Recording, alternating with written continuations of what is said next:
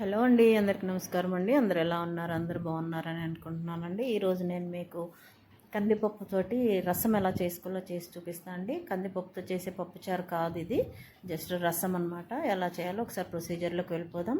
ముందుగా ఒక కుక్కర్ తీసుకొని కొద్దిగా కందిపప్పు వేసుకొని కడిగి సరిపడా నీళ్లు వేసుకోవాలి. దాంట్లో పచ్చిమిరపకాయలు, టమాటాలు, అలాగే మనం రసంకి ఏమైతే వేస్తామో ఆ ఇంగ్రీడియంట్స్ అన్నీ కూడా వేయాలండి.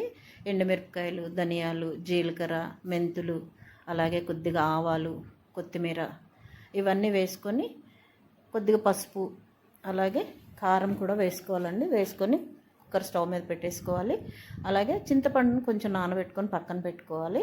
సో ఇది ఒక 3-4 విజిల్స్ వచ్చే వరకు ఉంచుకొని తర్వాత ఇదంతా నీళ్ళంతా తీసేసుకొని మిక్సీలో వేసి మెత్తగా పేస్ట్లా చేసుకోవాలి.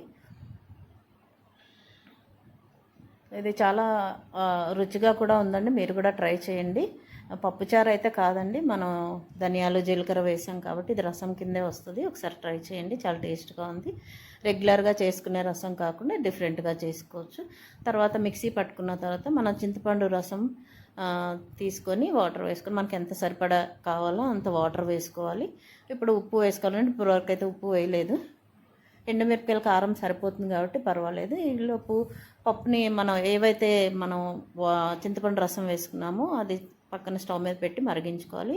ఇంకో గిన్నెలో పోపు వేసుకుందాము. కొద్దిగా ఆయిల్ వేసుకొని గిన్నెలో ఆవాలు, జీలకర్ర, అలాగే ఎండుమిరపకాయలు, ఉల్లిపాయలు, వెల్లుల్లిపాయలు వేసుకొని మనం తాలింపు ఎలా అయితే వేస్తామో అలాగే వేసుకోవాలండి. ఎక్కువ కరివేపాకు వేసుకోండి.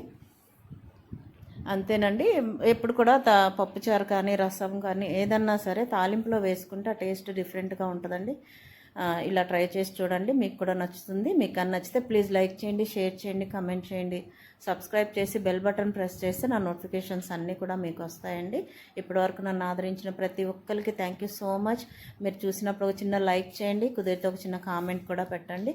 Thank you for watching. దించుకునే ముందు మనం కొద్దిగా కొత్తిమీర వేసుకొని దించుకుంటే టేస్ట్గా ఉంటుంది. Thank you.